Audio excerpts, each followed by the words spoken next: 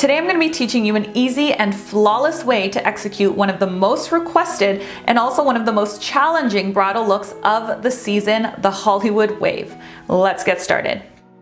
If you want a very classic wave, the very first step is to start by parting the hair into a deep side part. It is very important when we are creating Hollywood waves to add extensions into the hair, even if the client or even if you have very dense hair. And the reason that we want to add extensions is not for length like we would normally add them. It really is for scaffolding. So what extensions are going to do is it's going to create this base that's going to carry the wave. It's going to create the form and the structure that you need for such a defined and glossy look. Now, if you don't want to add extensions, it will still work. You may not get as glossy or as defined of a wave, but the biggest issue is that you're probably not going to get a very long duration of hold time, depending on what kind of hair you have and the conditions that you're in. If you're in hot or humid weather, that wave has a tendency to fall very, very quickly if you don't use that structural base of extensions. Now, this is how I add in my clip-in extensions for maximum security. I start about 1 inch from the nape. I spray the section with a high hold hairspray. The one that I'm always reaching for and know is always really reliable is Sebastian Shaper Plus. I then take a backcombing brush and I aggressively backcomb the root to create a secure cushion to clip the extensions to. Once my first row of extensions are in, I apply a generous amount of styling cream to a 1 inch section of hair. Now, the styling cream that I am using is called Frizz Ease and it's by John Frieda. I often also reach for the Olaplex one. They both work really, really well, but Frizz Ease is a much more affordable option and is just as good in my opinion for this look. It's really important to use a product like this before you apply heat at all because this look is ultra glossy and ultra structured.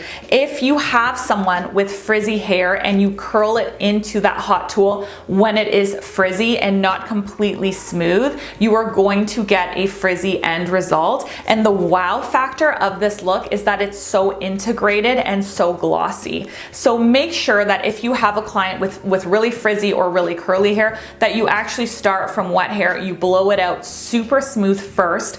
Don't use a flat iron or the curl will definitely drop, but blow it out as smooth as you can with a round brush using cream products. And then before you actually put it into every single barrel, you want to make sure that piece is saturated with a cream product so that it's really glossy and smooth before you even start curling. And then I spray a small amount of light hold hairspray.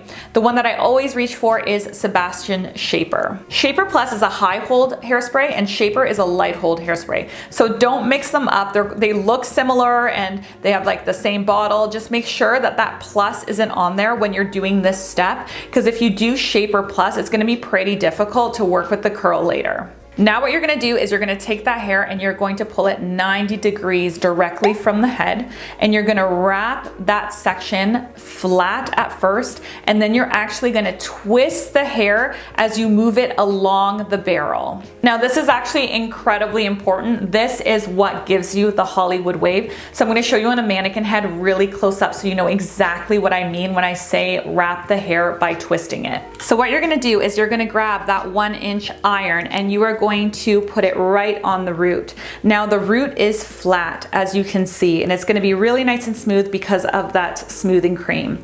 Now you're going to wrap that first section flat just like that, and then you're going to take this section and you are going to twist it and you are going to put it through the barrel.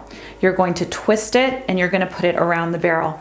Twist it and put it around the barrel. So the only section that's flat is that very top rooted section, and all of the other sections are twisted through the barrel. Now you're gonna do this for every single piece of hair, moving in 1 inch sections 90 degrees from the head. But the key here is that every single piece of hair needs to be curled in the exact same direction, in the exact same angle, and you wanna curl it away from the face on the dominant side. What that means is that when you create your part, so for example, I have a really deep side part here, you want to plan your curls before you start curling so that when you get to the front, everything's going away from the face on this side, which means it's going towards the face on the side that you are going to tuck back. So make sure that when you are wrapping this way, away from the face, around the entire head. So if you start at the back, make sure you think about that dominant side and which direction you need to start wrapping in. Now, as you can see, I drop another section above the extensions. I spray the root with a high hold hairspray. I back comb aggressively to create a cushion. I add another layer of extensions, and then I begin the process of styling cream, a blast of light hold hairspray, and twisting that hair around the barrel.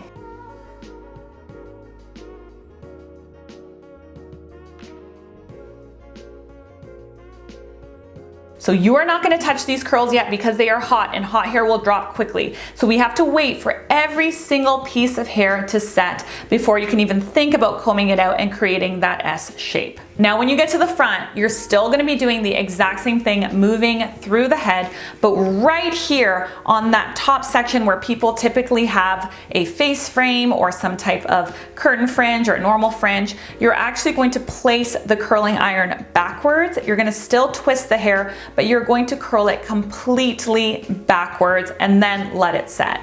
When everything is curled at the front and the back is totally cool, I take a wet brush and I comb the entire thing out. Now, this is the point when people start getting freaked out. And this, when I was learning this, was always the point where I then would panic, I would revert back, I would just start curling pieces and trying to like make it somewhat okay, and it never ever turned out. And the reason is because when you are combing this entire thing out, it needs a minute to settle down. It just does. It needs a little bit of time to kind of form itself, to chill out, to settle down. So make sure to comb, like brush the heck out of this entire thing using a wet brush or a tangle teaser. Any type of brush like that with flexy bristles work really well. Comb it from underneath, comb it from the top, and then just like give it a second to set. Now you can use a shine spray. A spray that I really like is by KMS, and it's an anti-humidity seal, which is also kind of works as a shine spray. You can go ahead and spray the entire thing, trying to get all of those curls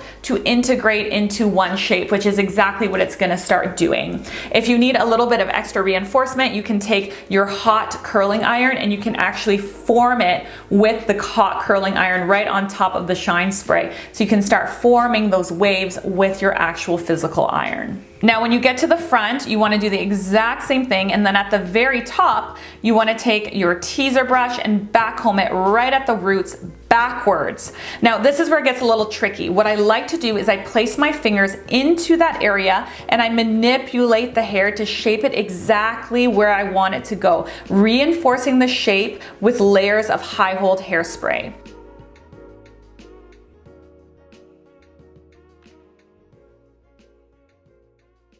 I then use that same hairspray to smooth out the side that is tucked behind the ear, and I secure it with crisscross bobby pins. At this point, my clients often like to add an accessory right here, and I really encourage it because it not only hides the bobby pin, but it makes a really striking bridal look. And this is the gorgeous finished result.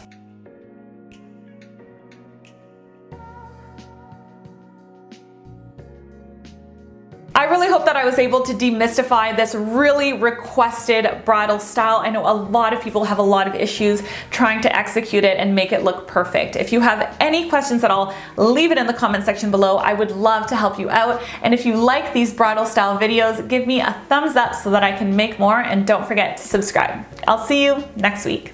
Bye.